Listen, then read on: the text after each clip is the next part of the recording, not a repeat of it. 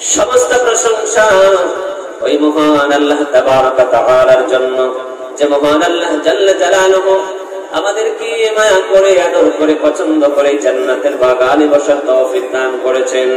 আমার প্রিয় প্রিয় মুসলমান ভাই ও বোনেরা, যে মহান আল্লাহ জাল্লা জালালুহু আমাদেরকে পছন্দ করে এই জান্নাতের বাগানে বসার তৌফিক দান করেছেন, সেই মহান রব্বে কারীমের দরবারে জবানটা খুলে উঁচু আওয়াজে বলি আলহামদুলিল্লাহ। বেশুমার বেহাত দরুদ ও সালাম আল্লাহর প্রিয় নবী, নূর নবী, অদৃশ্যের খবরদাতা নবী, নূরে মুজাসসাম, নূরুন আলা নূর, দারানে वाला বাঁচানে वाला নবী মুহাম্মদুর রাসূলুল্লাহ সাল্লাল্লাহু তাআলা আলাইহি ওয়া আলিহি ওয়া সাল্লামের উপর একটা জবানও বন্ধ হবে না। সকলে আওয়াজ করে বলি আমিন, আমিন, আরো জোরে আমিন, আমিন। আমার ভাইরা, বাবারা, বন্ধুরা, ইমাম বুখারী শরীফের প্রথম হাদিস এনেছেন ইন্নামাল আমালু বিন্নিয়াত। আল্লাহর হাবিব সাল্লাল্লাহু আলাইহি ওয়া সাল্লাম ইরশাদ করেছেন, সমস্ত কাজসমূহের নির্ভরশীলতা তার নিয়তের উপর। নিয়ত যদি ভালো হয় কাজের ফলাফল ভালো হবে। সুতরাং আমরা যারা জলসা শুনতে এসেছি আমাদের নিয়ত পরিষ্কার থাকতে হবে যে আল্লাহ তাবারক ওয়া তাআলার সন্তুষ্টি এবং তার হাবিবের সন্তুষ্টির উদ্দেশ্যে আসলাম। আল্লাহ আমাদেরকে কবুল করুন, জোরে জোরে বলি আমিন, আমিন। নবী মুস্তাফা ইরশাদ করেছেন, আখলিস দীনাকা ইয়াকফিকাল আমালুল কলিল। হে আমার উম্মতেরা, অল্প আমল করবে কিন্তু বিশুদ্ধভাবে ইখলাসের সাথে করবে, একনিষ্ঠতার সাথে করবে, ইখলাসের সাথে করবে। অল্প আমল তোমার জান্নাতে যাবার জন্য যথেষ্ট হয়ে যাবে। সুতরাং কেউ তাহাজ্জুদের নামাজ পড়ে, ফজরের নামাজ পড়ে, প্রত্যেকদিন সকালে কোরআন তেলাওয়াত করে, চাষের নামাজ পড়ে, 5 ওয়াক্ত নামাজ পড়ে, মানুষকে খাওয়ায়, দান সাদকা করে, আওয়াবির নামাজ পড়ে, আবার রাত্রিবেলা নফল আদায় করে, সালাতুত তাওবার নামাজ আদায় করে। আমার ভাইরা, কিন্তু দোকানে দোকানে দোকানে দোকানে নিজের আমলের কথা মানুষের কাছে প্রচার করে, আছে না নাই? জোরে বলো না, আছে না নাই? বলতে শুধু বলে বলে আমার বাপ দাদা 14 গোষ্ঠী সবাই 5 ওয়াক্ত নামাজি ছিল, আমার বাপ দাদা সবাই তাহাজ্জুদ করেছে। তোমাকে কে জিজ্ঞাসা করেছে? কে জিজ্ঞাসা করেছে? আমার ভাইয়া বাবারা, বুদ্ধিমান ওই ব্যক্তি নয় যে ব্যক্তি তার নিজের ভালো কাজগুলো মানুষের কাছে প্রচার করবে। বুদ্ধিমান তো ওই ব্যক্তি যে নিজের দোষগুলো বারবার ধরে ধরে ধরে ধরে নিজেকে সংশোধন করবে। এজন্য আল্লাহর হাবিব বলেছেন, আখলিস দীনাকা ইয়াকফিকাল আমালুল কলিল। অল্প আমল করবে কিন্তু যেই আমলটা করবে একনিষ্ঠতার সাথে করবে, তাহলে অল্প আমল দিয়ে তোমার বেড়া পার হয়ে যাবে। জবান খুলে বলুন না সুবহানাল্লাহ। আমার প্রিয় ভাইরা, বাবারা, বন্ধুরা, আমাদের বাংলাদেশে ইন্টারমিডিয়েট মানে আলিম শ্রেণীর আরবি আদবের কিতাবে একটি ঘটনা লেখা রয়েছে। বনি ইসরাঈলের যুগে একজন আবিদ ছিল। আবিদ মানে ইবাদত গুজার, মানে যার মাসালা মাসাইলের জ্ঞান নাই কিন্তু ইবাদতে পাকা। বনি ইসরাঈল একজন আবিদ ছিল, ইবাদতকারী, খুব ইবাদত করত। কেউ এসে তাকে সংবাদ দিল, হে আল্লাহর বান্দা, তুমি অনেক ইবাদত করো, তোমার কানে একটা সংবাদ দিয়ে দিলাম। বলে কি? ওই একটা সম্প্রদায় রয়েছে, ওরা একটা গাছের পূজা করে, আল্লাহকে ছেড়ে গাছের পূজা করা শিরকি কাজ। ওই আল্লাহর বান্দা আবিদ ব্যক্তি রাগান্বিত হয়ে গেল, হাতে কুরআন নিল, কুরআন নিয়ে বলল, আমি ওই গাছটাকে কর্তন করব যেই গাছের পূজা হয়, যেই গাছের পূজা করলে শিরক হয়। আমি তো আল্লাহ তাবারক ওয়া তাআলার দরবারে ইবাদত করি, আমি কখনোই এটা করতে দেব না, ওই গাছের পূজা করতে দেব না। ওই ব্যক্তি কুরআন হাতে নিয়ে চলে গেল গাছ কাটার জন্য। আমার ভাইরা, বাবারা, বন্ধুরা, এবার রাস্তায় শয়তান তার সাথে দেখা করতে আসলো। দাড়ি, টুপি, পাঞ্জাবি, সুপা, কাপ্পা, একেবারে দরবেশ। বলেন বোঝেন, দরবেশ সেজে। তো যদি শয়তানের চেহারা নিয়ে আসে, অত বুঝে ফেলবে, লা হাওলা ওয়ালা কুওয়াতা ইল্লা বিল্লাহ বলবে, আউযু বিল্লাহি মিনাশ শাইতানির রাজিম পড়ে একটা তীর মারবে, শয়তান পালাবে। জোরে বলেন। তো শয়তান হচ্ছে কি, পাগড়ি, টুপা, কাপ্পা মাথায় দিয়ে একেবারে দরবেশ। তুমি কোথায় যাও? বলো গাছ কাটতে যাই। গাছ কাটতে যাও নাকি? আচ্ছা, কেন গাছটা কাটবে? বলে এই গাছের পূজা হয়, এই গাছের পূজা করা আল্লাহ তাবারক ওয়া তাআলার বিরোধী। আমার ভাইরা, বাবারা, বন্ধুরা, ওই শয়তান বলল, আমি তোমাকে গাছ কাটতে দিব না, বাধা দিব। বলল, ঠিক আছে, আমিও গাছ কাটবো, তুমি আমাকে কিভাবে বাধা দাও দেখবো। এখন দুজনে পাক বিদগ্ধ ঝগড়াঝাটিতে লিপ্ত হয়ে গেল। এবার আল্লাহ বান্দা শয়তানকে বলল, আমি তোর সাথে কোস্তাকুস্তি করবো। কোস্তাকুস্তি বোঝেন তো নাকি? এটা বুঝবে, কারণ এখন তো টেলিভিশনে মাশাআল্লাহ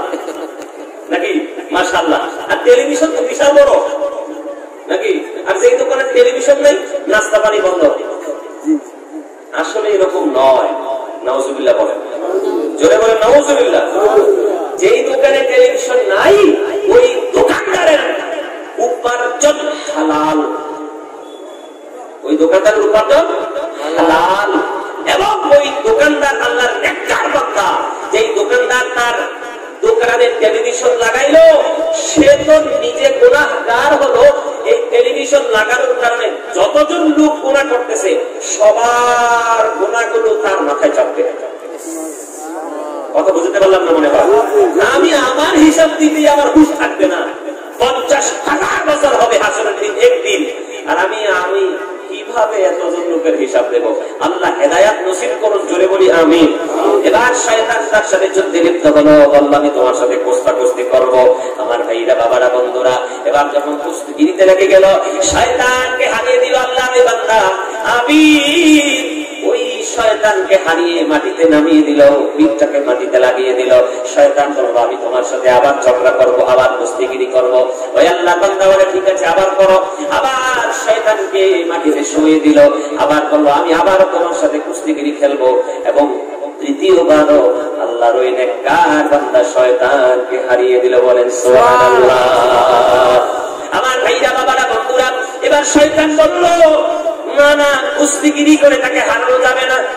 এবার কৌশল অবলম্বন করো, শয়তানি চাল বলল তুমি যদি এই গাছ কাটা থেকে বিরত থাকো আমি তোমাকে 2 পয়সা করে দেব, প্রত্যেক দিন দৈনিক তোমাকে 2 পয়সা করে দেব। বলে তাই নাকি? 2 পয়সা করে দিবে? আচ্ছা তাইলে ঠিক আছে, গাছ কাটা রেখে দিলাম। নাউজুবিল্লাহ বলেন, আরো জোরে বলেন না নাউজুবিল্লাহ। ঠিক আছে 2 পয়সা দিয়ে তো পাবো, 1 পয়সা দিয়ে আমি খাবার দাবার খাবো, আর 1 পয়সা আল্লাহর রাস্তায় খরচ করবো, তো সবও হয়ে যাবে, খাবারও চলবে। আচ্ছা ঠিক আছে, ওটা কাজলাম না। চলে গেল বাড়িতে। কিছুদিন পরে প্রত্যেক দিন 2 পয়সা করে দিচ্ছে, প্রত্যেক দিন 2 পয়সা করে দিচ্ছে। 2-3 দিন যাবার পরে পয়সা বন্ধ। এবার ওই ব্যক্তির রাগান নিয়ে কি পয়সা বন্ধ হয়ে গেছে, আবার ওই গাছ কাটবো। আবার কুড়াল হাতে নিয়ে গাছ কাটার জন্য যাচ্ছে। এবার রাস্তায় মাঝখানে শয়তানের সাথে দেখা, ভাই কই যাও? গাছ কাটবো। না কাটা যাবে না। না কাটবো না, কাটা যাবে না। এবার আবার ঝগড়ায় লিপ্ত হলো। আমার ভাইরা বাবারা, আবার কুস্তিগিরি শুরু হয়ে গেল।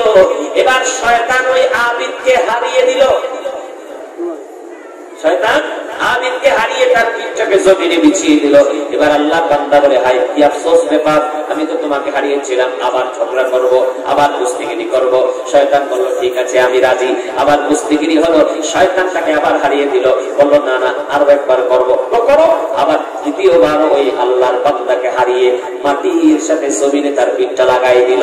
এবার জিজ্ঞেস করলো ব্যাপারটা বুঝলাম না, 3 দিন আগে আমি তোমাকে হারিয়েছিলাম একই জায়গায় একই বিষয়ে, কিন্তু আজকে তুমি আমাকে হারিয়ে দিলা। এবার শয়তান বলতেছে হে আল্লাহর বান্দা তুমি একটু খেয়াল করে দেখো, যেই দিন তুমি এই গাছ কাটতে এসেছিলা সেদিন তোমার নিয়ত ছিল শুধুমাত্র আল্লাহ এবং তার রাসূলকে খুশি করা। সুবহানাল্লাহ বলেন না? যেদিন তুমি কুরআন নিয়ে গাছ কাটতে এসেছিলা সেদিন শুধুমাত্র তোমার উদ্দেশ্য, তোমার নিয়ত ছিল একমাত্র আল্লাহ এবং তার রাসূল আযজা ওয়া জাল্লা সাল্লাল্লাহু আলাইহি ওয়াসাল্লামকে খুশি করা, তার সন্তুষ্টির জন্যই তুমি এসেছিলা। এই জন্য আমি তোমাকে হারাইতে পারি নাই, পরাজিত করতে পারি নাই। আজকে তুমি পয়সা না পাওয়ার কারণে আসছো, ঠিক কিনা? জোরে বলেন। পয়সা না পাওয়ার কারণে আসার কারণে তোমার ইখলাস দূর হয়ে গেছে, তোমার নিয়ত পরিষ্কার নাই। আল্লাহর রহমত তোমার থেকে উঠে যাওয়ার কারণে আমি শয়তান তোমাকে হারিয়ে দিয়েছি। এবার আল্লাহর আবেদ বান্দা কয় বাবা রে বাবা, আসলেই তো কথা ঠিক। আমি সেদিন আসছিলাম একমাত্র আমার আল্লাহকে খুশি করার জন্য, আল্লাহর হাবিবকে খুশি করার জন্য। আজ এসেছি পয়সা না দেওয়ার কারণে। মুসলমান ইমানদার যে কোনো ভালো কাজ করব, ভালো নিয়ত সহকারে করব। আল্লাহ তৌফিক দান করুন। জোরে জোরে বলি আমিন, আরো জোরে বলি আমিন। আমার ভাইরা বাবারা বন্ধুরা, সূরা বনী ইসরাঈল প্রথম নম্বর আয়াত 15 নম্বর পারা, পারার শুরু, পৃষ্ঠার শুরু 1 নম্বর আয়াত আল্লাহ তাবারক ওয়া তাআলা বলেন এই মাসটার নাম কি? রজব। বলেন না? জানো কেন বলে নাকি শাবানের? হ্যাঁ ওঠে না এখন। বাবারা বাবারা বাবারা, রজব মাসটা হলো উম্মতে মুহাম্মাদের জন্য আনন্দের মাস। জোরে বলুন না সুবহানাল্লাহ।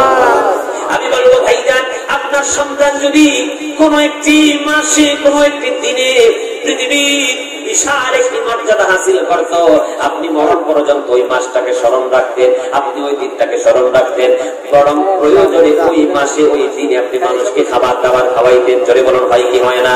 আমার ভাইরা বাবারা, যেই নবীর উম্মত হয়েছি, সমস্ত নবীদের সরদার আল্লাহ তাবারক ওয়া তাআলা মুসা কালিমুল্লাহকে আমার নবী আমার আল্লাহ তাবারক ওয়া তাআলা দিদার দেন নাই। মুসা কালিমুল্লাহ বলেছিল, আল্লাহ আমি তোমাকে দেখবো। আল্লাহ বলেছেন, লান তারানি, তুমি আমাকে দেখতে পারবে না। কিন্তু আমার ভাইরা বাবারা, আমরা এমন নবীর উম্মত হতে পেরেছি, এমন নবীর উম্মত হতে পেরেছি, মুসা কালিমুল্লাহ আল্লাহকে দেখতেই চেয়েছিল, আর আমার আল্লাহ আমার নবীকে দিদার দেওয়ার জন্য জিবরিলকে পাঠিয়ে আরশে আজিমে দাওয়াত দেওয়ার জন্য চলে এসেছে। আমার ভাইরা বাবারা, এক হাদিসের মাফহুম শোনাচ্ছি আমার ভাইরা। একদিন সাহাবায়ে কেরাম আলাইহিম রিদওয়ান নবী মুস্তাফার কামরার বাইরে দাঁড়িয়ে দাঁড়িয়ে নবীগণদের আলোচনা করতেছেন। ইতিমধ্যে আমার নবী মুস্তাফা সাল্লাল্লাহু আলাইহি ওয়াসাল্লাম বাইরে বের হয়ে কোথাও লুকিয়ে রইলেন, সাহাবায়ে কেরাম দেখতে পাচ্ছে না। একজন সাহাবী আরেকজনকে বলছে, আল্লাহ তাবারক ওয়া তাআলা হযরত আদমকে সফিউল্লাহ বানিয়েছে, হযরত মুসাকে কালিমুল্লাহ বানিয়েছে, হযরত ইব্রাহিমকে খলিলুল্লাহ বানিয়েছে, হযরত ঈসাকে রূহুল্লাহ বানিয়েছে। এই ধরনের যখন নবীগণদের মর্যাদা নিয়ে আলোচনা করা হলো, ইতিমধ্যে আমার নবী বের হয়ে আসলেন। আল্লাহ হাবিব বললেন, আমি তোমাদের কথাগুলোতে আশ্চর্যান্বিত হয়েছি, আমি অবাক হয়েছি। এ আমার সঙ্গী সাথীরা শুনে নাও, আমি নবীর জবান দিয়ে আমার তারিফ, আমার প্রশংসা, আমার মর্যাদা আমি বয়ান করছি, কিন্তু আমি অহংকারী নই, আমি অহংকার করছি না। ওয়ালা ফাখরা। আল্লাহ হাবিব বলেন, হ্যাঁ, আল্লাহ তাবারক ওয়া তাআলা ইব্রাহিমকে ইস্তফা দিয়েছেন। আমার ভাইরা, আল্লাহ তাবারক ওয়া তাআলা ইব্রাহিমকে খলিলুল্লাহ বানিয়েছেন, মুসাকে কালিমুল্লাহ বানিয়েছেন, ঈসাকে রূহুল্লাহ বানিয়েছেন। আমার নবী বলেন, আমি হলাম আল্লাহর হাবিবুল্লাহ। রূহুল্লাহ আল্লাহ চায়, মুসা কালিমুল্লাহ আল্লাহ চায়, ইব্রাহিম খলিলুল্লাহ আল্লাহ চায়, সমস্ত নবীগণই আল্লাহ চেয়েছে, কিন্তু কাউকে আল্লাহ দিদার দেয় না।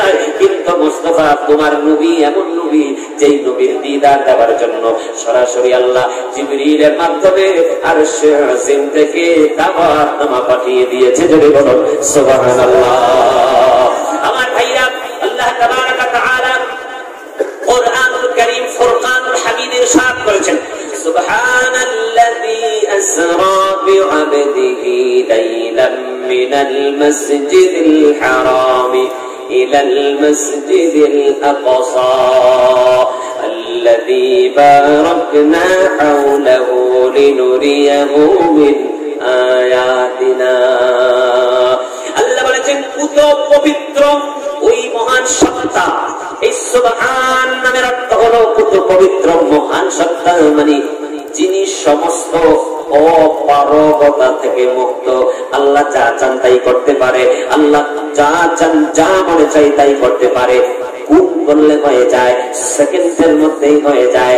এই জন্য আল্লাহ বলছেন, আমি আমার নবীকে আরশে আজিমে দিদার বানিয়েছি, আমার নবীকে আমার কাছে এনেছি। হে আমার বান্দারা, তোমরা যেন সন্দেহ না করো।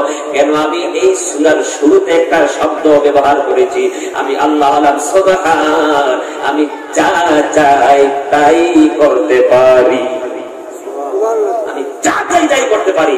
সুতরাং তোমরা এরকম মনে করিও না এশারের নামাজের পরে আমার নবী ঘুমিয়ে আছেন। আবার সকাল হওয়ার আগে আল্লাহ তাবারক ওয়া তাআলা আরশে আজিম সহ ৪৭ আসমান শেষ করে আমার নবী আল্লাহর সাথে দিদার করে জান্নাত জাহান্নাম দেখার পরে আবার চলে আসলেন। এটা কিভাবে সম্ভব? আমার আল্লাহ কয়, না, অসম্ভবের কিছু নাই। আমি আল্লাহ এমন সত্তা, আমি আল্লাহ যা চাই তাই করতে পারি। সুবহানাল্লাহ। আমার ভাইরা বাবারা, এরপর আল্লাহ তাবারক ওয়া তাআলা বলেন, আসরা বিআবদিহি। আসরা মানে হলো রাতে ভ্রমণ করা, রাতের ভ্রমণকে আসরা বলা হয়। আমার ভাইরা, এরপর আল্লাহ শব্দ ব্যবহার করেছেন বিআবদিহি। আল্লাহ বিনাবিহি বলেন নাই, বিরাসূলিহি বলেন নাই, আল্লাহ বলেছেন বিআবদিহি। আমার তার প্রিয় প্রিয় খাস বান্দা কে রাতে সফর করিয়েছেন? জোরে বলুন সুবহানাল্লাহ। আব্দুল শব্দের অর্থ হলো বান্দা, মানে যে ইবাদত করে তাকে আব্দ বলা হয়। যে ইবাদত করে তাকে কি বলা হয়? আব্দ। আমরাও তো ইবাদত করি, আমরা ইবাদত করি না? আপনারা ইবাদত করেন, নামাজ পড়েন না, রোজা দাঁড়িয়ে টুপি কোরআন তেলাওয়াত, আমরাও তো বান্দা, তো নবীও বান্দা। আল্লাহ নবীকেও বান্দা বলেছে, আমাদেরকেও বান্দা বলেছে। কি পার্থক্য আছে না নাই? কি বলেন, আছে না নাই? অবশ্যই রয়েছে। আপনাদের এলাকার এমএলএ বলেন নাকি না আমাদের এখানে এমপি বলি? আপনার মতোই তো দেখতে এমএলএ নাকি চেয়ারম্যান মেম্বার, আপনার আমার মতোই তো, কিন্তু ক্ষমতা পাবার কি আমার আপনার মতো? মর্যাদা সম্মান কি আমার আপনার মতো? কোন জলসায় কোন অনুষ্ঠানে যদি যান, ওনাকে যেই চেয়ার দিবে আমাকে সেটা দিবে? ওনাকে ফুলের তোড়া দিবে আমাকে দিবে? কথা বলে না, দিবে না তো। তো উনিও বান্দা, আমরাও বান্দা। আল্লাহ তাবারক ওয়া তাআলা বলছে আমার নবীকে আমি বান্দা বানিয়েছি, কিন্তু শুনো বিআবদিহি হাযবির। হাযবির মানে সর্বনাম, প্রোনাউন যেটাকে বলে। এই হাযবির প্রমাণ করছে এই বান্দা আর সাধারণ বান্দা নয়, এই বান্দার শান আলাদা হয়ে গেছে, মর্যাদা আলাদা হয়ে গেছে, মহত্ব আলাদা হয়ে গেছে। কারণ এই বান্দার সম্পর্ক আমি আল্লাহর সাথে হয়ে গেছে। এই বান্দার সম্পর্ক কার সাথে হয়েছে? আল্লাহর সাথে হয়েছে। আল্লাহ বলতেছে, কোন কোন ওলামায়ে কেরাম বলেছেন এই বা হারফে জার দিয়ে আল্লাহ বুঝাচ্ছেন যে নবী মুস্তাফার সাথে আমার আল্লাহ সাথেই রয়েছেন। বলেন সুবহানাল্লাহ। তো আল্লাহ বলছে নবীকে বান্দা তো বানিয়েছি, কিন্তু তোমাদের মতো নয়। বরং নবীকে বান্দা করে কেন আনলাম? নবীর শব্দ, নবী শব্দ তোকে কেন ব্যবহার করলাম না? রাসূল শব্দ তোকে কেন ব্যবহার করলাম না? এই জন্য মাখলুক যখন খালিকের দরবারে যায়, তখন খালিক এর দরবারে যাওয়ার সময় মাখলুক ফানাফিল্লাহ হয়ে যায়, ফানাফিল্লাহ হয়ে যায়। তো নবী হিসাবে আসলে তো ফানা হওয়ার প্রয়োজন হবে না। নবীর শান মর্যাদা অনেক। যখন বান্দা হিসাবে আমার নবী আমার কাছে আসবে, তখন আমার নবী আমার প্রেমে ফানা হয়ে যাবে। আমি আমার নবীকেও দান করব এমন দান যা কিছু রয়েছে সব কিছু আমার নবীকে আমি দান করে দেব। আমার ভাইরা বা বড় বন্ধুরা, আল্লাহ তাবারক ওয়া তাআলা বলছেন আমার নবী সাধারণ বান্দা নয়। আমার সাথে যখন নিসবত হয়ে গেল, আমার নবী স্পেশাল হয়ে গেছে, আমার নবী মর্যাদাবান হয়ে গেছে, আমার নবীর মহত্ব মর্যাদা গুণগান ও সাফ গুলো দামি হয়ে গেছে। আল্লাহ বলছেন লাইলান, রাত্রিবেলা আমি তো আমার নবীকে আমি সফর করিয়েছি। রাত্রিবেলায় কেন আনলাম? আমরা যখন কলকাতা যাই, আমরা যখন বেঙ্গালোর যাই, কখন বের হন? রাত্রি 12টায় বের হন না সকালে বের হন? সফর করার জন্য কি আমরা দিনে বের হই না রাত্রে? মূলত দিনে। কথা বুঝেন না? আমরা বাজারে মার্কেটে যাই, বাজারে যাই, দোকানে যাই, কলকাতা যান, দূরে যেখানে যাই, আসলে মূলত আমরা সফর করি কখন? দিনে না রাতে? দিনে। কারণ দিনে গাড়ি চলে, সূর্যের আলো থাকে, মানুষ আনাগোনা থাকে। এই জন্য বেশিরভাগ মানুষ দিনের বেলায় সফর করে। আমার আল্লাহ তাবারক ওয়া তাআলা বলছে আমি আল্লাহ এমন মহান সত্তা, আমি আল্লাহ এমন সুবহান। আমার নবীকে আনার জন্য আমি দিনের আলোর প্রয়োজন পড়ে নাই, আমার নবীকে আনার জন্য দুনিয়ার কোনো মানুষের প্রয়োজন হয় নাই। আমার নবীকে আনার জন্য, আমার কাছে সফর করানোর জন্য আমি দুনিয়ার কোনো সহযোগিতা দরকার হয় নাই। আমি সারা সৃষ্টি জগৎকে ঘুমিয়ে রেখে আমার নবীকে আরশে আজিমে আমার কাছে দাওয়াত করেছি। যদি বলেন সুবহানাল্লাহ, আর জোরে বলুন সুবহানাল্লাহ। আমার ভাইরা বাবারা, আল্লাহ তাবারক ওয়া তাআলা বলেন মিনাল মসজিদুল হারাম ইলাল মসজিদুল আকসা। নবী মুস্তাফাকে মসজিদে হারাম থেকে মসজিদে আকসা পর্যন্ত আল্লাহ সফর করিয়েছেন, সায়ের করিয়েছেন, ইসরা করিয়েছেন। আমার প্রিয় ভাইরা বাবারা, আল্লাহর হাবিব সাল্লাল্লাহু আলাইহি ওয়াসাল্লাম নবীর কোন স্ত্রী করেছিলেন না। যখন হযরত জিবরিল আসলেন, তখন নবীর কোন স্ত্রী করেছিলেন না। কারণটা হলো নবীর কোন স্ত্রীর ঘরে যদি নবী থাকতেন, তাহলে জিবরিল এসে ইজাজত মানে অনুমতি নেওয়া অত্যাবশ্যক হয়ে যেত।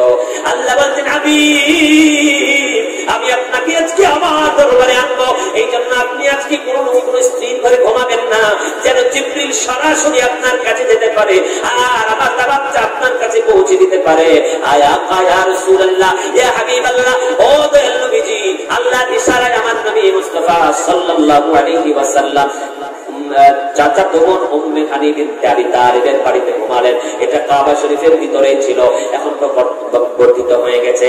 উম্মে হানির ঘরে আমার নবী শুয়েছিলেন। হযরত জিবরিল আসলেন, আমার নবী মুস্তাফাকে হযরত জিবরিলের গণ্ডদেশ লাগায়া আমার নবীজির ঘুমটা ভাঙলেন। আমার নবীজির চোখ ঘুমায় কিন্তু দিল ঘুমায় না।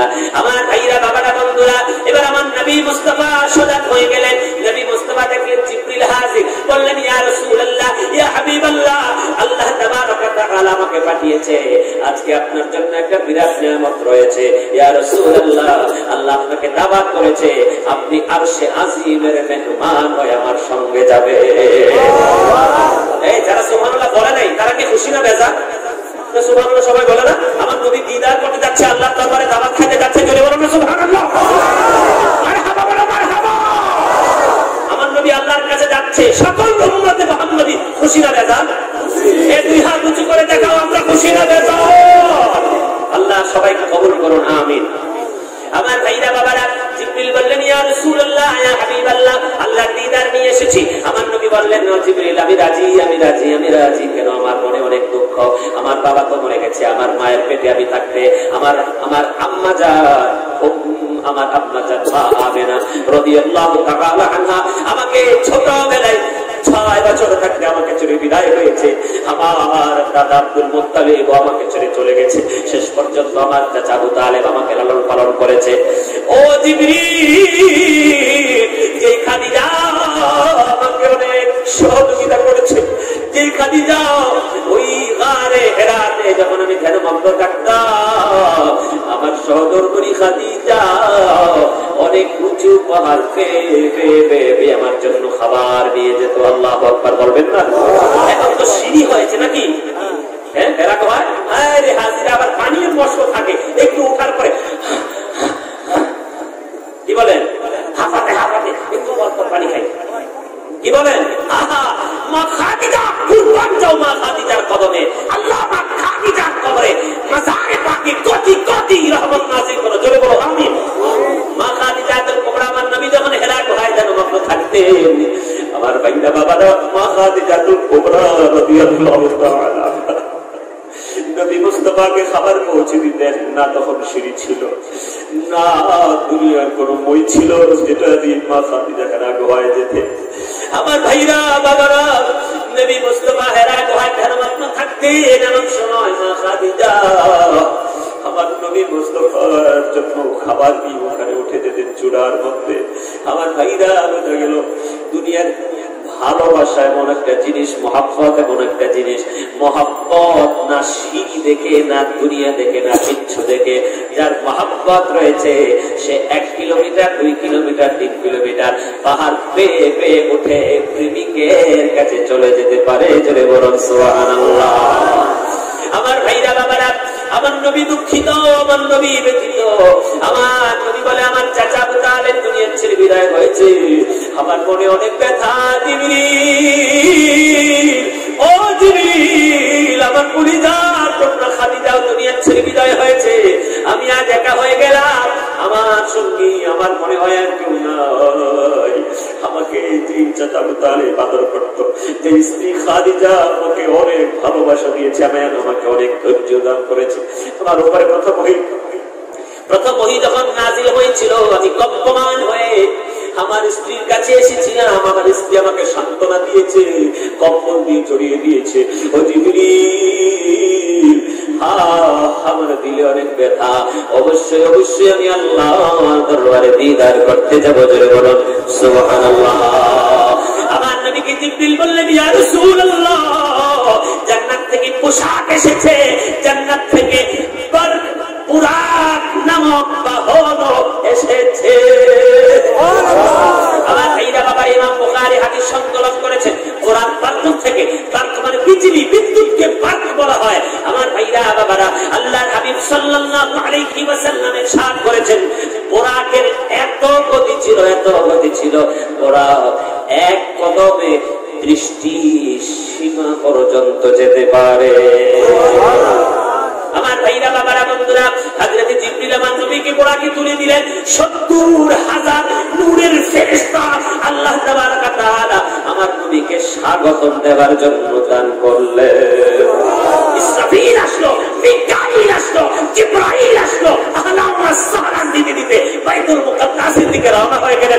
বলুন সুবহানাল্লাহ।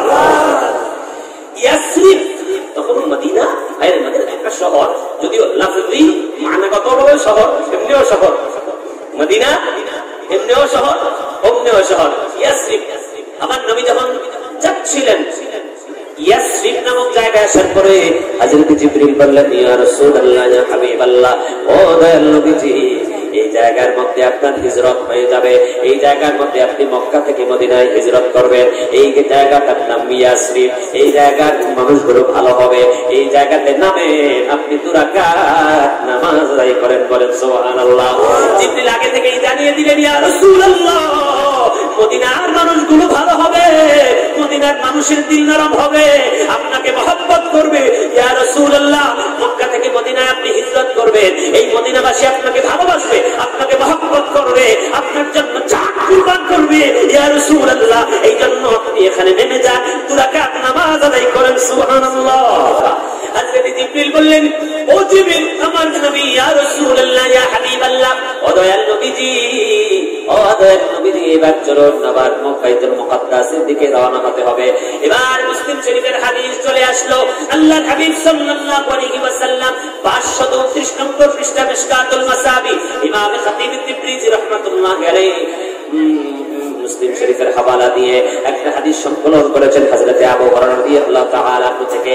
আল্লাহর হাবিব সাল্লাল্লাহু আলাইহি ওয়াসাল্লাম বলেন, আমি যখন বাইতুল মুকাদ্দাসে যাচ্ছিলাম, এমন সময় দেখতে পেয়েছি রাআ কাইমুন ইউসাল্লি ফি কবরিহি, আমি নবী দেখতে পেলাম মুসা কালিমুল্লাহ তার কবরে মাজারের ভিতরে দাঁড়িয়ে দাঁড়িয়ে নামাজ আদায় করতেছে।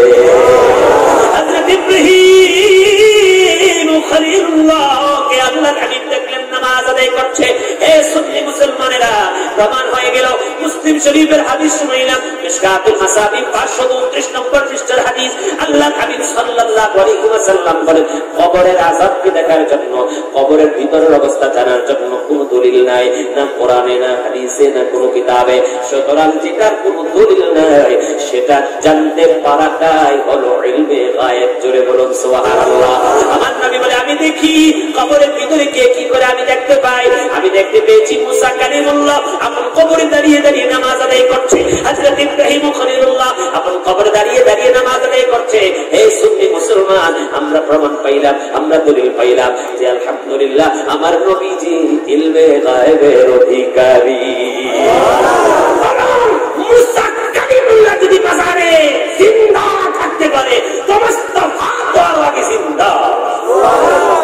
আর প্রিয় প্রিয় সুন্নি মুসলমান ভাইরা, বাবারা, বন্ধুরা, যুবক ভাইরা, আমার মা বোনেরা, যাদের আকীদা ভালো আছে তারাই নবীর দিদার পাবে। যাদের আকীদা ভালো নাই তারা বলবে নবী মরে গেছে, নবী জিন্দা না, নবীর কোনো অস্তিত্ব নাই।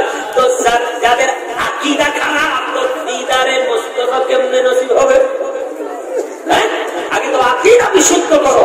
আলা হযরতের আকীদা বিশুদ্ধ ছিল, এজন্য আলা হযরত যখন মক্কায় মুকাররমা থেকে মদিনায় মুনাওয়ারা গেলেন, গিয়ে বললেন, ইয়া রাসূলুল্লাহ, ইয়া হাবিবাল্লাহ, আমার সারা জীবন আপনার গোলামিতে কাটিয়েছি। ও দয়াল নবী, আমি বলেছি তু জিন্দা হে আল্লাহ, তু জিন্দা হে আল্লাহ, মেরে চশমে আলম সে ছুপ জানে ওয়ালে। ইয়া রাসূলুল্লাহ, আমি তো কালাম লিখে দিয়েছি, আপনার উম্মতের আকীদা তো বিশুদ্ধ করেছি। ইয়া রাসূলুল্লাহ, গোলাম তো হাজির হয়েছে, গোলামকে আপনি দিদার দিয়ে ধন্য করে দেন। আলা হযরত নাক করতে রইলেন, নাক করতে রইলেন, নাক করতে রইলেন, নাক করতে রইলেন, নবীর প্রশংসা করতে রইলেন। এমনকি আলা হযরত রাদিয়াল্লাহু তাআলা বুকে আমার নবী রওজায়ে মুবারক থেকে উঠে এসে জাগ্রত অবস্থায় দিদার দান করেছে। আমার প্রিয় ভাই, দেখুন আকীদা বিশুদ্ধ হতে হবে। আকীদা আগে কি? আকীদা বিশুদ্ধ হতে হবে, এরপরে ফলাফল। আমার ভাইরা, বাবারা, বন্ধুরা, নবী মুস্তাফা সাল্লাল্লাহু আলাইহি ওয়াসাল্লাম কি বললেন? আমি দেখতে পাচ্ছি মুসা কালিমুল্লাহ, ইব্রাহিম খলিলুল্লাহ আপনার আপন কবরে দাঁড়িয়ে দাঁড়িয়ে নামাজ আদায় করতেছে। একটু পরে চলে গেলেন বাইতুল মুকাদ্দাসে। ওখানে আমার নবী মুস্তাফা সাল্লাল্লাহু আলাইহি ওয়াসাল্লাম সেই ঘোড়াটাকে একটা আংটাতে বাঁধলেন, যে আংটার মধ্যে অন্যান্য নবীগণ ঘোড়া বা সাওয়ারি বাহন বাঁধতেন। আমার ভাইরা, বাবারা, এবার নবী মুস্তাফা বাইতুল মুকাদ্দাসে প্রবেশ করলেন। গিয়ে দেখলেন সমস্ত আম্বিয়ায়ে কেরাম ওখানে হাজিরুন নাজির হয়ে গেছে। হাজির তো হাজির, নাজির হয়ে গেছে, বলেন সুবহানাল্লাহ। কারণ একটু করে নামাজ হচ্ছে, নামাজের জন্য চোখ দরকার, কান দরকার, জবান দরকার, দিল দরকার, রূহ দরকার, শরীর দরকার, হাঁটু দরকার, শক্তি দরকার, ঠিক কিনা? আরে হায়, মুস্তাফা বলে আমি গেলাম, গিয়ে দেখলাম, আমি একটু আগে দেখলাম মুসা আলাইহিস সালাম মাজারে পাকে, একটু আগে দেখলাম ইব্রাহিম ও খলিলুল্লাহ আপন মাজারে, এখন দেখি আমার আগে আগে উপস্থিত। সুবহানাল্লাহ বলবেন না? সুবহানাল্লাহ বলবেন না? এই সকল কিছুর ক্ষমতার মালিককে আরো জোরে বলেন, সকল কিছুর ক্ষমতার দাতা কে? বাস আমরা কোন নবী বলির ক্ষমতাকে জাতি মনে করি না, কোন নবী বলির ক্ষমতা নিজস্ব নয়, বরং আল্লাহ তাবারাক ওয়া তাআলা আমাদের নবী আম্বিয়া আলাইহিস সালাম এবং আউলিয়ায়ে কেরামদেরকে দান করেন। জোরে বলুন সুবহানাল্লাহ। দানকৃত ক্ষমতার চেয়ারম্যান তো তোমাকে থাপ্পড় দিতে পারে, তোমাকে জেলখানায় ভরতে পারে, তোমার বিরুদ্ধে মামলা করতে পারে, ঠিক কিনা? তার ক্ষমতা আছে না? তুমি যদি বলো যে চেয়ারম্যান তুমি কোথেকে আসছো, আমাকে নিতে বলে মুখ্যমন্ত্রী আসতে হবে, এই কথাটাকে সঠিক? কি বলে সঠিক? চেয়ারম্যান তার গাদির মধ্যে মাইক লাগাও, ঠিক কিনা বলেন? চেয়ারম্যানের ক্ষমতা আছে না নাই? মেম্বারের শক্তি ক্ষমতা আছে না নাই? এমএলএ এর ক্ষমতা আছে না নাই? তো মুখ্যমন্ত্রী তো জায়গায় বসে আছে, কথা বলে না, কথা বলে না। আরে আমি আমার চেয়ারে, তোমাকে পরিচালনার জন্য আমার প্রতিনিধি তোমার ঘরের সাথে আছে, তুমি যা করো আমি দেখতেছি, আমি জানি, তুমি যেটাই করো আমি তোমাকে দেখবো, ধরবো, পাকড়াও করবো, সম্ভব হলে তোমাকে জেল হাজতেও প্রবেশ করাবো। জোরে বলো ঠিক কিনা? আমার আল্লাহ বলে আমি তো শাহনশাহ, আমি তো খালিক ও মালিক। আমার নবী মুস্তাফা আমার দেশ চালাবে, ইব্রাহিম ও খলিলুল্লাহ আমার দেশ চালাবে, হযরতে আদম ও সফিউল্লাহ আমার দেশ চালাবে, নবীদের দরজা বন্ধ তো গৌসে পাক দেশ চালাবে, আর হযরত চালাবে, খাজা মাইনুদ্দিন চিশতি আমার দেশ চালাবে। বলেন সুবহানাল্লাহ। দুনিয়ার রাজত্ব খোদা তার বন্ধুদের হাতে দিয়েছে, তার বন্ধুদের হাতে দান করেছে। জোরে বলুন সুবহানাল্লাহ। আমার ভাইরা বাবারা বন্ধুরা, নামাজের সময় হয়ে গেল, আল্লাহর হাবিব বললেন ফাহানাতিস সালাতু ফাআমামতুহু। মুসলিম শরীফের শব্দ শুনাইলাম, ইমামে মুসলিম এই শব্দ সংকলন করেছেন। আল্লাহর হাবিব সাল্লাল্লাহু আলাইহি ওয়াসাল্লাম বলেন নামাজের যখন সময় হয়ে গেল, আমি নবী ইমামতি করলাম, আমি নবী ইমাম, আর আমার আগের যত নবী রাসূল সবাই আমার মুসল্লি হয়ে পিছনে দাঁড়িয়ে গেছে। সাইয়্যিদুল মুরসালিন অর্থ হলো সমস্ত নবীদের নেতা, সরদার। আল্লাহ বলে ইয়া রাসূলুল্লাহ, আমি তো আপনাকে দুনিয়ার সৃষ্টির আগে নবী বানিয়েছি, আমি তো আপনাকে সাইয়্যিদুল মুরসালিন আগেই বানিয়েছি, কিন্তু আকা ইয়া রাসূলুল্লাহ আজকে আপনাকে সাইয়্যিদুল মুরসালিন বাস্তবে পরিণত করায় দেব। আপনি যে নেতা, আপনি যে ইমাম, আপনি যে পেশওয়া, হুজুর আপনি দাঁড়িয়ে যান ইমামতির জায়গায়, আর সমস্ত নবী রাসূল আপনার পিছনে পিছনে দাঁড়িয়ে যাবে। আপনি 2 রাকাত নামাজ আদায় করে আপনার শান এবং মর্যাদাকে বৃদ্ধি করে দেন। জোরে বলুন সুবহানাল্লাহ। আমার ভাইরা বাবারা বন্ধুরা, নামাজ শেষ হয়ে গেল, হযরত জিবরিল উপরের দিকে উঠে যাচ্ছেন। আমার ভাইরা, প্রথম আসমানের নিচে চন্দ্র, সূর্য, গ্রহ, নক্ষত্র, Neptune, Pluto, black hole, Milky Way, যত কিছু আছে সবকিছু আল্লাহ প্রথম আসমানের নিচে রেখেছে। সব কিছু চলে গেলেন, অতিবাহিত করলেন। প্রথম আসমানের দরজায় গিয়ে নক করলেন। আসমানের দরজার ফেরেশতা বলল, কে? বলল মুহাম্মদ সাল্লাল্লাহু আলাইহি ওয়াসাল্লাম। তাই নাকি? অনুমতি আছে? হ্যাঁ। দরজা খুলে দিলেন। ওখানে গিয়ে দেখলেন বাবা আদম ও সফিউল্লাহ আমার নবীকে ইস্তেকবাল জানানোর জন্য ওখানে বসে আছে। আরো যদি বলবেন না সুবহানাল্লাহ। আয় হায়, দেখো খেলা, দেখো একটু, দেখো তো একটু, মেহেরবানি করে খেয়াল তো করো। একটু আগে তো বাইতুল মুকাদ্দাসে নবীর পিছনে তো নবীকে ইস্তেকবাল জানানোর জন্য আবার নবীর আগে আগে গিয়ে প্রথম আসমানে বসে আছে। বলেন সুবহানাল্লাহ। আমার ভাইরা বাবারা, আমার নবী মুস্তাফা সাল্লাল্লাহু আলাইহি ওয়াসাল্লাম বাবা আদমের সাথে কথা হলো, দেখা সাক্ষাৎ হলো, আহলান ওয়া সাহলান, মারহাবা মারহাবা হয়ে গেল। প্রথম আসমান পাড়ি দিয়ে দিলেন, দ্বিতীয় আসমানে চলে গেলেন, ওখানে হযরত ইয়াহইয়া, তৃতীয় আসমানে হযরত ইউসুফ, চতুর্থ আসমানে হযরত ইদ্রিস, পঞ্চম আসমানে হযরত হারুন আলাইহিস সালাম, ষষ্ঠ আসমানে হযরত মুসা কালিমুল্লাহ, সপ্তম আসমানে ইব্রাহিম ও খলিলুল্লাহ।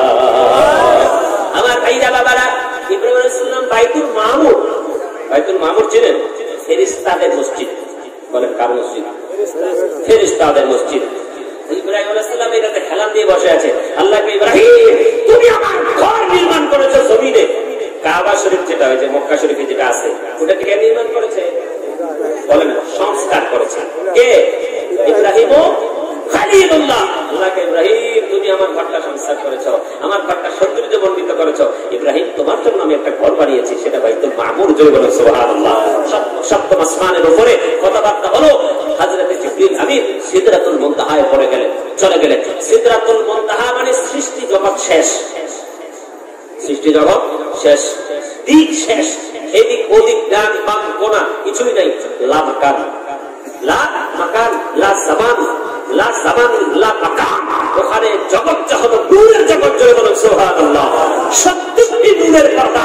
মুহাদ্দিসিন কেরাম বলেছেন একটি পর্দা থেকে আরেকটি পর্দার দূরত্ব 500 বছরের রাস্তা। তো 500 দিয়ে 70কে গুণন করলে হবে কত? 35,000 বছর। সুবহানাল্লাহ বলবেন না? মুসা আলাইহিস সালাম বলেছিলেন, আল্লাহ আমি তো তোমার সাথে প্রত্যেকদিন কথা বলি, বড় ভালো লাগে, আল্লাহ একটু দয়া করে আমাকে দেখা দাও। আল্লাহ লান তারানি, তুমি দেখার শক্তি নাই, তোমাকে দেখার ক্ষমতা আমি আল্লাহ দেই নাই, তোমার মধ্যে সেই হাইসিয়ত নাই। তো মুসা যদি থাকতো তো আমি দিদার দিতাম। মুসা একমাত্র আমার দয়াল নবী মুহাম্মদ সাল্লাল্লাহু আলাইহি সাল্লাম, এই আমি নবী, আমি আল্লাহ তাবারক ওয়া তাআলা দিদার দান করব। সুবহানাল্লাহ। আমার ভাইরা বাবারা, সেই 70,000 নূরের পর্দা আমার আল্লাহ শুধু এক ঝলক দেখিয়েছিলেন। পাহাড় করে ভস্ম হয়ে গেছে। সুরমা মাখেন, যে সুরমা আছে না, ওটা কোথেকে? কথা বলেন। পাহাড় আল্লাহর নূরের তাজাল্লি। সুরমা ব্যবহার করা সুন্নাতে রাসূল। চোখের জ্যোতি বৃদ্ধি হয়। আমার চোখে দেখতে পাচ্ছেন তো নাকি? দেখা যায়। সুরমা মাখা সুন্নাতে রাসূল, তবে মানুষকে দেখানোর জন্য নয়। দূর পাহাড় আল্লাহর নূরের তাজাল্লিতে পড়ে গেল। মুসা কালিমুল্লাহ শুয়ে গেল। বলেন সুবহানাল্লাহ। আল্লাহর দিদার নসিব হলো না। আমার ভাইরা বাবারা, সিদরাতুল মুনতাহায় গিয়ে জিবরিলের স্টেশন স্টপ হয়ে গেল। বলেন ইয়া রাসূলুল্লাহ চলে যান আপনি। বাহন চেঞ্জ করে রাত নামক বাহন চলে আসলো আবার। বলে জিবরিল আমাকে ছেড়ে তুমি কোথায় যাবে? বলে ইয়া রাসূলুল্লাহ খোদার কসম, একটু পরিমাণ উপরে উঠলে আল্লাহর নূরের তাজাল্লিতে আমি ধ্বংস হয়ে যাব, পুরো ভস্ম হয়ে যাব। জোরে বলুন সুবহানাল্লাহ। আচ্ছা বাবা, জিবরিল আমিন কিসের তৈরি? এই জবান করে বলে না কা? জিবরিল আমিন কিসের তৈরি? নূর। নূর, এতে কোনো সন্দেহ আছে? আজকাল যত বাতিল ফেরকা আমার ভাইরা আছে, যত আছে আমার ভাইরা, তারা কি ফেরেশতাকে নূর মানতে অস্বীকৃতি জ্ঞাপন করে? ইখতিলাফ করে? কি বলেন? এই ব্যাপারে ইখতিলাফ নাই, বরং তারা এই ব্যাপারে ইত্তেফাক যে ফেরেশতারা নূরের তৈরি। বলেন সুবহানাল্লাহ। এবার শুনে হাদিসে জিবরিল, ইশকাতের প্রথম হাদিস, এটা বুখারী, মুসলিম, তিরমিজি, আবু দাউদ বিভিন্ন কিতাবে আছে। অনেকগুলো কিতাবে হাদিসে জিবরিল বলাই থাকে। জিবরিল একবার আসলেন মানুষের আকৃতি। কার আকৃতিতে? বেশিরভাগ তাহিয়াতুল কলবি নামক সাহাবীর আকৃতিতে আসলেন। তো হযরত ওমর রাদিয়াল্লাহু তাআলা এর হাদিস, হযরত ওমর দেখলেন একজন ব্যক্তি আসলো, ধবধবে সাদা পোশাক। আপনারা বিরক্ত হচ্ছেন নাকি? এদিক সেদিক তাকানো যাবে না, তাহলে আমি বুঝবো যে আমার ওয়াজ শেষ। হ্যাঁ, তো হযরত ওমর বলে ধবধবে সাদা পোশাক গায়ে, আর চুলগুলো বাবরি চুল, সুন্নাতি চুল। চুল 3 প্রকার। সুন্নাতি চুল কয় প্রকার? কথা বলেন। একটা হলো কানের লতি, একটা কি? কানের লতি। আরেকটা হলো এই ঘাড় পর্যন্ত, আরেকটা হলো এই পর্যন্ত। কোন পর্যন্ত? এর বাইরে যে চুল যাবে এটা ভণ্ডামি। এটা কি? কেউ কেউ আছে কি দিয়ে রাখে মহিলাদের মতো, আছে না? আছে না? এ পাক্কা শয়তান। দেখি পাক্কা খাবিস, পাক্কা খাবিস। কারণ সুন্নাতের বাইরে যে আমালগুলো আছে, এগুলো যারা করবে তারা সওয়াব পাবে না, বরং শয়তানের ভাই হবে। কেউ কেউ আছে, আবার আমাদের বাংলাদেশে আছে এরকম বেশি, আপনাদের এখানে জানি না। ওই যে লাঠি একটা হাতে নিয়ে আছে, কিছু তাবিজ তোমার এই যে বিভিন্ন মাজারে মাজারে থাকে, বেশিরভাগ ভণ্ড, বেশিরভাগ ভণ্ড। কারণ যারা আল্লাহ ওয়ালা তারা মানুষকে পরিচয় দেয় না।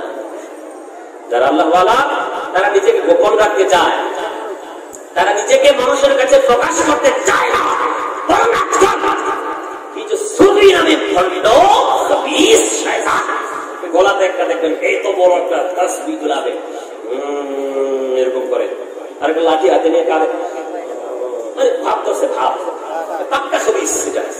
এর টাকা দিবেন না, কখনো দিবেন না টাকা, খবিস, এটা ভান ধরছে, ভান, আসলে এর মধ্যে কিছু নাই। এই লোকটা আমাদের বদনাম করে, আউলিয়া কেরামদের বদনাম করে, যদি বলো ঠিক না, এত বড় চুল থাকে, আবার চুলের জটলাও আছে, আমাদের বাংলাদেশে আছে, আপনাদের এখানে জানি না। এই কোমর পর্যন্ত, গাদি পর্যন্ত চুল মনে জীবনেও কাছে নেই, জীবনেও। এটা একটা কারামত, সুন্নাতে রাসূলের বাইরে কোনো কারামত হয় নাকি? যা কারামত সব সুন্নাতে রাসূলের মধ্যে হবে, বলেন সুবহানাল্লাহ। যার মধ্যে সুন্নাত নাই তার মধ্যে কোনো কারামত। হ্যাঁ, মাকসুদের বেলা ভিন্ন কথা, আলামত দেখতে হবে, কোন ভালো আলিম ছাড়া মাকসুদ চিনা মুশকিল। তো হযরত জিবরীল আসলেন কি সাদা ধবধবে পোশাক, বাপরে চুল নিয়ে, চেহারা এত সুন্দর, সুবহানাল্লাহ বিহামদিহি। আমার নবীর কাছে এসে নবী মুস্তাফার হাঁটুর সাথে হাঁটু লাগিয়ে হযরত ওই ব্যক্তি আমার নবীজির হাঁটুর উপরে হাত রেখে তিনটা প্রশ্ন করলেন, মাল ঈমানু ইয়া রাসূলুল্লাহ, মাল ইসলামু ইয়া রাসূলুল্লাহ, মাল ইহসানু ইয়া রাসূলুল্লাহ। বলেন হুজুর, ঈমান কাকে বলে একটু বলে দেন। আমার নবী বলেন, ঠিক আছে, আল্লাহর উপর ঈমান আনা, কিতাবের উপর ঈমান আনা, পরকালের উপর ঈমান আনা, ওয়াগেরা ওয়াগেরা। ইসলাম কাকে বলে? ইসলাম হলো নামাজ পড়া, যাকাত দেওয়া, হজ করা, আমল করা, ওয়াগেরা যেগুলো আছে। ইহসান কাকে বলে? নবী মুস্তাফা বললেন, ইহসান বলা হয় তুমি এমন ভাবে নামাজ পড়বে যেমন মনে করবে যে তুমি আল্লাহকে দেখছো। যদি তুমি আল্লাহকে না দেখতে পাও তো মনে করবে আল্লাহ তোমাকে দেখছে। বলেন সুবহানাল্লাহ। আরে আগে তো মুমিন হও, আগে তো মুমিন হও, মানে আকীদা বিশুদ্ধ করো, এরপরে নামাজ দাও। আগে এই হাদিস জিবরিল প্রমাণ করেছেন। মুফতি মতিউর রহমান সাহেব দামাত বরকাতুহু আলাইহি ওনার একটা ভিডিও ক্লিপ আমি দেখেছিলাম, ও খুব শানদার আলিমে দ্বীন, এটা তাশরীহ করেছিলেন এত সুন্দর ভাবে যে আগে তো মুমিন হও, এরপরে মুসলমান হও। আগে মুমিন, এরপরে মুসলমান, এরপরে ইহসান। ইহসান মুহসিন কাকে বলা হয়? মুহসিন মানে আউলিয়ায়ে কেরাম। তুমি যদি বেলায়েত চাও, ইলমে বাতিন চাও, আগে তো মুসলমান, মুমিন হও, মুসলমান হও, এরপরে তুমি ওই রাস্তায় যাও, মুহসিন ওই রাস্তা পড়ে। তো আমার নবী উত্তর দিয়ে দিলেন। তো জিবরিল আসলেন, আমার প্রশ্ন উত্তর হয়ে গেল, জিবরিল চলে গেলেন। আমার নবী বলে, এ সাহাবায়ে কেরাম, তোমরা কি ব্যক্তিটাকে চিনো? না ইয়া রাসূলুল্লাহ, আমরা তো চিনতে পারিনি। আমার নবী বলেন, ইনি হচ্ছেন আল্লাহর দূত, আমার কাছে আসছে, তার নাম হযরতে জিবরাইল আলাইহিস সালাতু ওয়াস সালাম। বাবা, প্রশ্ন আমার কাছে, নবী মুস্তাফা আমার মতো দেহ এই জন্য মাটি হয়ে গেছে, আমার মতো রক্ত এই জন্য মাটি হয়ে গেছে নাকি? ওরা যুক্তি দেয়, লজিক্যালি এরা বোঝায় মানুষকে, আমার মতো পায়খানা, প্রস্রাব, শরীর, দেহ, দাঁত, গোশত, রক্ত হয়ে গেছে, উহুদের জমিনে দান করা শহীদ হয়েছে, নবী ঘুমিয়েছে, হয় নাই। তো আমি তোমাকে বলবো ওই বিষয়ে, জিবরিল আমিন কিছুক্ষণের জন্য মানুষের আকৃতি হয়েছিল, ওই কিছুক্ষণের জন্য কি জিবরিলকে মাটি বলবে নাকি? বলো মুসলমান, জিবরিল যতক্ষণ পর্যন্ত মানুষের আকৃতি ধরেছে। এই যুবকেরা, এখন তো বিভিন্ন ফিতনা তৈরি হয়ে গেছে, হ্যাঁ, সহিহ হাদিসকে জাল বানায়, জাল হাদিসকে সহিহ বানায়, দলের স্বার্থে। বুঝেন না? দলের স্বার্থে নিজের দলকে ভারী করার জন্য মানুষকে ধোঁকা দেয়, সহিহ হাদিসকে জাল বানায়, জাল হাদিসকে সহিহ বানায়। ফিতনা শুরু হয়ে গেছে। বলো, জিবরিল যতক্ষণ পর্যন্ত মানুষের আকৃতি ধরেছে, ততক্ষণ কি জিবরিলকে মাটি বলবে নাকি? বলবে যে হাকিকতে জিবরিল মাটি ছিল। তো যদি জিবরিল নূর হওয়ার পরে, খেয়াল করুন, জিবরিল নূর হওয়ার পরে মানুষের আকৃতি ধরলে নূরের সাথে কোনো সংঘর্ষ থাকে না। তো মুস্তাফাকে তো খোদা তার নূরের হুজু বারাকাত থেকে তৈরি করেছে। তো নবী মানুষের আকৃতি ধরলে কেন নূরের সমস্যা হবে? আল্লাহু আকবার বলবেন না? সুন্নিদের আকীদা বিশুদ্ধ। খেয়াল করো, চোখ খোলে খেয়াল করো, চোখ খোলে খেয়াল করো। আমার ভাইরা জিবরিল বললেন ইয়া রাসূলুল্লাহ ইয়া হাবিবাল্লাহ রফরফ নামক পোড়াক এসেছে, রফরফ নামক বাউল এসেছে, ইয়া রাসূলুল্লাহ চলে যান নারসে আজিমের মধ্যে। আমার ভাইরা আমার নবী 70টা নূরের পর্দা পাড়ি দিলেন। আমার আল্লাহ তাবারক ওয়া তাআলা বললেন ইয়া রাসূলুল্লাহ উদনুলি ইয়া রাসূলুল্লাহ আমার কাছে আসুন আরো কাছে সুম্মা তানাফাতাল্লাহ ফাকানা কাবা কাউসাইনি আও আদনা। আল্লাহ তাবারক ওয়া তাআলা বলেছেন ইয়া রাসূলুল্লাহ ইয়া হাবিবাল্লাহ, আমার আল্লাহ বলছেন আমি আমার নবীকে আমার কাছে আসলাম, একটা তরুপ পাকা করলে পরে একটা থেকে আরেকটার মাথা যেমন কাছে হয়, বরং তার চাইতে আরো কাছে আমাদের নবীজি আল্লাহর নিকটবর্তী হয়ে গেছে। নবী মুস্তাফা বলেছেন, তিরমিজি শরীফের হাদিস, মিশকাতুল মাসাবিতে হাদিস কেন রয়েছে আমার ভাইরা বাবারা, আমার বন্ধুরা, নবী মুস্তাফা বলেছেন রাআইতু রাব্বি আযজা ওয়া জাল্লা ফি আহসানি সূরাতিন। জোরে বলুন সুবহানাল্লাহ। নবী মুস্তাফা ইরশাদ করেছেন আমি আমার আল্লাহ তাবারক ওয়া তাআলাকে দেখেছি, আমার যখন আকৃতি উত্তম ছিল, বলেন সুবহানাল্লাহ। এরপর নবী মুস্তাফা বলেন আমার আল্লাহ আমাকে প্রশ্ন করলেন ক্বালা ফীমা ইয়াখতাসিমুল মালাউল আ'লা। হে আমার দয়াল নবী মুস্তাফা, ফেরেশতারা কোন বিষয় নিয়ে বাকবিতণ্ডা করে? আমি বললাম কুলতু আনতা আ'লাম, ও আল্লাহ, ইয়া আল্লাহ, আমি নবীর চাইতে আপনি ভালো জানেন, আনতা আ'লাম, আপনি ভালো জানেন, আমি কেন উত্তর দিব? এরপর নবী মুস্তাফা বলেন আমার আল্লাহ তাবারক ওয়া তাআলা ফাওয়াজাতু কাতিফাইয়া ফাওয়াজাতু বারদাহা বাইনা সাদাইয়া আও কামা ক্বালা আলাইহিস সালাতু ওয়াস সালাম। আমার নবী বললেন ফাওয়াদা কাফাহু বাইনা কাতিফাইয়া। নবী মুস্তাফা বলেন আল্লাহর কুদরতি হাত আমার দুই কাঁধে রাখলেন, আমি আমার বুকে শীতলতা অনুভব করলাম। আমার নবী বলেন যখন আমার আল্লাহ আমাকে কুদরতি দয়া করলেন তো ফাআলিমতু মা ফিস সামাওয়াতি ওয়াল আরদ। নবী মুস্তাফা বলে আমি আসমান এবং জমিনের মধ্যে যা কিছু আছে সব কিছু জেনে ফেললাম। জোরে বলুন সুবহানাল্লাহ। ফাআলিমতু, জেনে ফেলেছি, আমার আল্লাহ আমাকে দান করেছে। আর কতটুকু দিয়েছে যার কোনো সীমানা নাই। কেউ বলতে চায় নবী এটা জানে ওইটা জানে না, নবী এতটুকু জানে ওইটা জানে না। তোমাকে কে ক্ষমতা দিয়েছে? কোথায় পেয়েছো নবীর ইলমের সীমানা দেওয়ার জন্য? আমার আল্লাহ বলেছে সূরাতুন নাজম খোলো, আল্লাহ বলেছে ফাআউহা ইলা আবদিহি মা আওহা। আমার আল্লাহ বলে আমার নবীকে আমি যা ওহী করা ছিল তা ওহী করে দিয়েছি। বলেন সুবহানাল্লাহ। যা ওহী করা ছিল আল্লাহ সীমানা দেন নাই, বাউন্ডারি দেন নাই। নবী যখন আল্লাহর সাথে কথা বলবে তখন নবী বলবে আল্লাহ আমি কিছুই জানি না, আল্লাহ আমি ক্ষুদ্র, আল্লাহ আমি কিছুই না, আল্লাহ আমি জানি না। যখন নবী আল্লাহর সাথে কথা বলবে তো নবীর ভাষা পাল্টে যাবে, নবীর ভাষা অন্যরকম হবে। কেন? নবী হবেন মাখলুক, আল্লাহ হবেন খালেক। যখন আমরা নবীর সম্মানকে উঁচু করবো তখন সৃষ্টি জগতের সর্বশ্রেষ্ঠ নবী বলে আমাদের নবীকে সম্বোধন করবো। ধরে বলুন সুবহানাল্লাহ।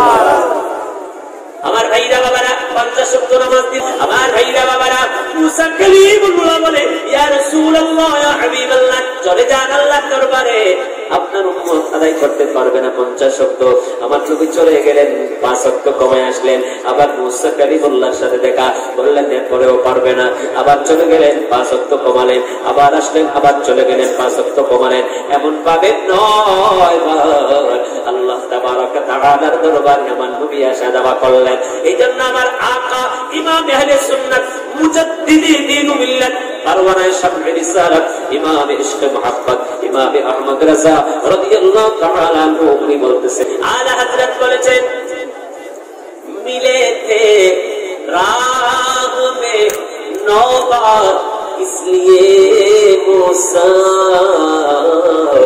ये दीदे हक का बहाना हुजूर जानते हैं, ये दीदे हक का बहाना हुजूर जानते हैं।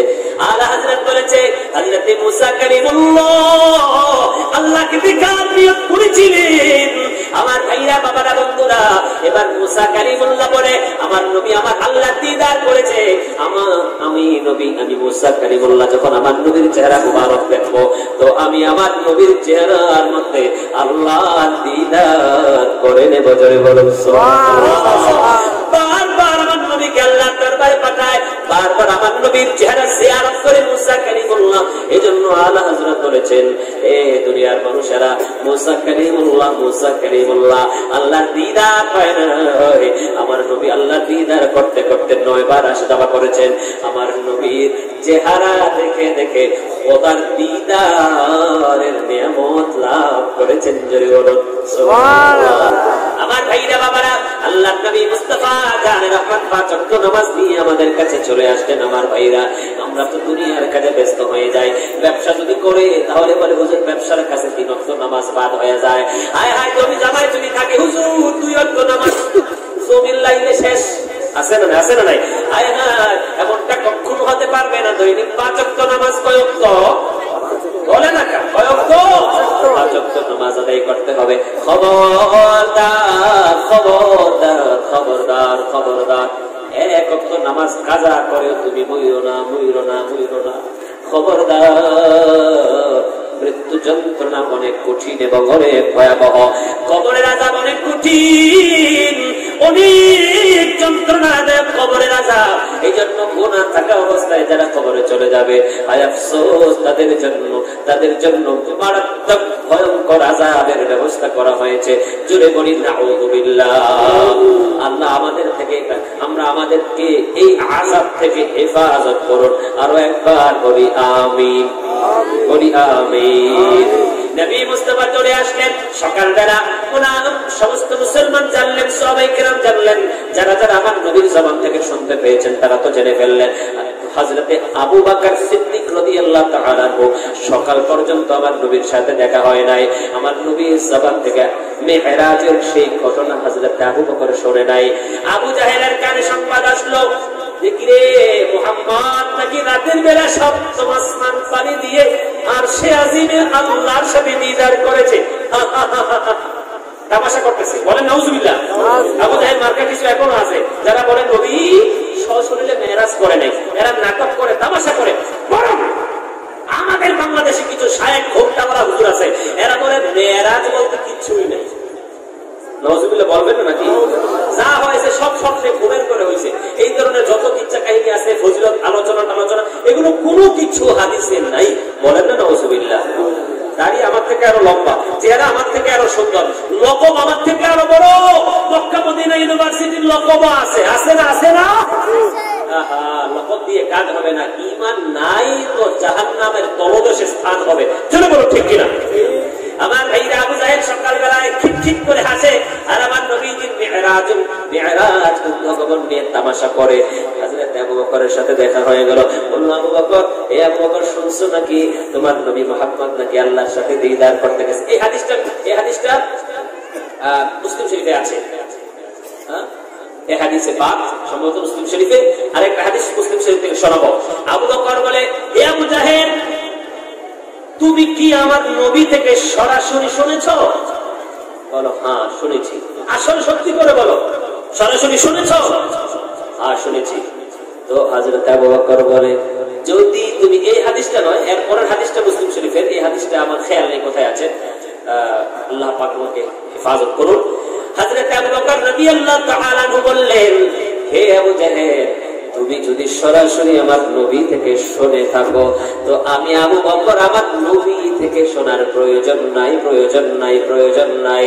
আমি জানতে যখন পারলাম যে আমার নবীর জবান দিয়ে এসেছে যে আমার নবী আল্লাহর সাথে দিদার করেছে, খোদার কসম আমার নবী অবশ্যই অবশ্যই আল্লাহর সাথে দিদার করেছে। আল্লাহ তাবারক ওয়া তাআলা বললেন, জিবরিল যাও যাও, ও জিবরিল যাও, চলে যাও আমার বন্ধু নবীর হাবিব, আমার বন্ধু নবীর বন্ধু আবু বকর সিদ্দিক রাদিয়াল্লাহু তাআলা আনহু এত বড় সত্যবাদী হয়ে গেল। আমার নবীর জবান থেকে শোনার আগেই মেরাজকে বিশ্বাস করে নিল। আমি আল্লাহ আমার আবু বকরকে একটা লকব দান করে দিলাম, উপাধি দান করে দিলাম। আজকে থেকে আবু বকরের সাথে তোমরা আবু বকর সিদ্দিক বলে বলে ডাকবে, বলে সুবহানাল্লাহ। আরে আমার ভাইরা বাবারা বন্ধুরা, আমার ভাইরা বাবারা বন্ধুরা, মাশাআল্লাহ মাশাআল্লাহ। আরেকটা হাদিস, জিবরিল বলে, মুহাম্মদ সাল্লাল্লাহু আলাইহি ওয়াসাল্লাম তুমি নাকি আর শাসিমে গেছো নাকি? হ্যাঁ গিয়েছিলাম তো, বাইতুল মুকাদ্দাস গেছিলাম। এটা মুসলিম শরীফের হাদিস। বলে, হ্যাঁ গেছে তো। বলো তো বাইতুল মুকাদ্দাসের দরজা জানালা কয়টা? আমার নবী মুস্তাফা সাল্লাল্লাহু আলাইহি ওয়া আলিহি ওয়াসাল্লাম আল্লাহর দরবারে একটু হাত তুললেন, চিন্তাযুক্ত হলেন। আল্লাহ তাবারক ওয়া তাআলা পুরো বাইতুল মুকাদ্দাসকে আমার নবীর সামনে তুলে ধরে দিলেন। আরো জোরে বলবেন না, জোরে বলবেন না? মুস্তাফার ক্ষমতা দেখো। যার সাথে আল্লাহর কানেকশন আছে, যার সাথে আল্লাহর সম্পর্ক আছে, বসে থাকবে জায়গায় সারা দুনিয়া দেখতে পাবে। বলেন সুবহানাল্লাহ। আল্লাহ হাবিব সাল্লাল্লাহু আলাইহি ওয়াসাল্লামকে একেবারে বাইতুল মুকাদ্দাসকে তুলে এনে সামনে ধরে দিলেন। আমার নবী দেখে দেখে গুনে গুনে গুনে গুনে গুনে গুনে করে দিলেন, এতটা দরজা, এতটা জানালা। তুমি একটু বলো তো দেখি, আমি তুমি যদি আল্লাহর কাছে বলি, আমরা কলকাতা গেছিলাম পিয়ারলেস হসপিটালে, কয়টা দরজা না একটু আমার সামনে তুলে ধরো তো, আল্লাহ দিবনি আপনার আমার সামনে। ওই স্টেজ, ওই মর্যাদা আমার আপনার নাই। মুস্তাফা তো এমন মুস্তাফা, সুবহানাল্লাহি বিহামদিহি, কুল কায়নাতের রহমত হলো আমার নবী। তো সেই নবী মুস্তাফা সাল্লাল্লাহু আলাইহি ওয়া আলিহি ওয়াসাল্লামের মিরাজ হয়েছে সশরীরে। আল্লাহ তাবারক ওয়া তাআলা আমাদেরকে এই মিরাজ থেকে যে শিক্ষা পেয়েছি, পাঁচ ওয়াক্ত নামাজ, এটা একেবারে সময় মতো জামাতের শহীদ যদি সুন্নি সহিহুল আকীদা ইমাম পেয়ে যান, আর যদি ফাসিকে মুআল্লিম না হয়, তো নামাজগুলো জামাতের সাথে আদায় করে নিন। আমি খুব খুশি হয়েছি যে ইন্ডিয়াতে অনেক মাদ্রাসা রয়েছে। আমাদের দেশে কিন্তু দার্সিনে যে মাদ্রাসার অভাব, খুবই অভাব, খুবই অভাব। খুব খুশি হলাম বিভিন্ন মাদ্রাসার জলসা হয়। আপনাদেরকেও আমি বলবো যে এই জলসা একটা উন্নতি করবে, আদায়ের জন্যই হয় বেশিরভাগই। আমি অনুরোধ করব, এই জলসা যদি না হতো আমাকেও পাইতেন না, এই ওলামায়ে কেরামদেরকেও পাইতেন না। কি বলেন? আপনাদের মসজিদের যে ইমাম সাহেব, এরা কি ইউনিভার্সিটি থেকে আসে না মাদ্রাসা থেকে? জোরে বলেন। কলেজ থেকে বের হয় না মাদ্রাসা থেকে বের হয়? তো মাদ্রাসা তো দ্বীন রক্ষার জন্য, দ্বীন রক্ষার জন্য, মসজিদ রক্ষার জন্য, হিফজখানা নুরানি এই মাদ্রাসা রক্ষার জন্য আলিমদের করতে হবে। জোরে বলেন ঠিক কিনা?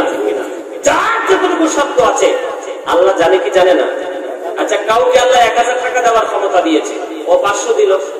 আচ্ছা বলেন, আপনি যে 1000 টাকা দিতে পারেন, আল্লাহ জানে কি জানে না? কথা বলে না, আল্লাহ জানে কি জানে না? তো আপনি যে 500 দিলেন, আপনি তো 1000 দিতে পারেন, কেন 500 দিবেন? আপনি 2000 দিতে পারেন, আল্লাহ জানে। আল্লাহ আপনাকে অনেক দিয়েছে, মাল অনেক রয়েছে, কিন্তু আপনি 500 টাকা দিয়ে দেন আর সমস্যা। তো আল্লাহ তো দেখতেছে, এই আমি তোকে 2000 টাকা দেওয়ার ক্ষমতা দিয়েছি, কেন তুই 500 দিবি? তো আমি বলবো, যার 100 দেওয়ার ক্ষমতা আছে সে 100ই দিবে, যার 5000 দেওয়ার ক্ষমতা আছে সে 5000 দিবে। কি বলেন? আল্লাহ বলেছে আমার রাস্তায় খরচ করো, আমার রাস্তায় খরচ করো, কেননা এটা আমার দেওয়া রিজিক। আল্লাহ তাবারক ওয়া তাআলা আমাদেরকে তৌফিক দান করুন এবং দ্বীন ইসলাম সর্বোপরি সুন্নিয়াতের উপরে আল্লাহ আমাদেরকে ইস্তিকামত রাখুন। জোরে বলি আমিন। আসসালামু আলাইকুম ওয়া রাহমাতুল্লাহি ওয়া বারাকাতুহু।